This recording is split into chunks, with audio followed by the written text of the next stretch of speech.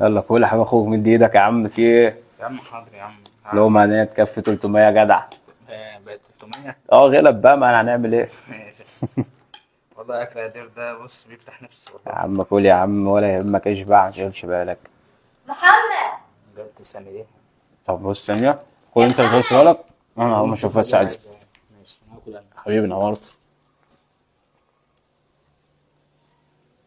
هو ايه؟ في ايه؟ اخوك بيعمل ايه جوه؟ كلمني وجالي قلت له تعالى يا عم، ده انا بنتغدى وكده، تعالى كل معانا. هو كل يوم ينطلنا على الاكل يعني ولا ايه؟ طب يا بنتي ايه المشكله، في ايه يعني؟ اخويا في ايه؟ اخوك ملوش بيت يلم وياكل فيه ولا ما عندهمش اكل؟ طب بس ما تعليش صوتك عشان ما يسمعش، في ايه؟ معلش صوتي وزفت ايه؟ يا هو بنت كل الحلال. يوم؟ طب ايه المشكله يعني، في ايه يا لا مشكله معايا، انا محتاجه اكل مع جوزي براحتي. يعني انت طب اعتبري مثلا انك تكسبي فيه ثواب عادي يعني. ثواب؟ لا ما بعملش ثوابات يا اخويا. يا بنت الحلال، ده قاعد بطوله. بطوله ولا مش بطوله انا مالي. طب ممكن نتكلم بقى. اه شكله مش هو سامعك. ما ينفع كده؟ يمشي ما يمشي ولا يسمعني.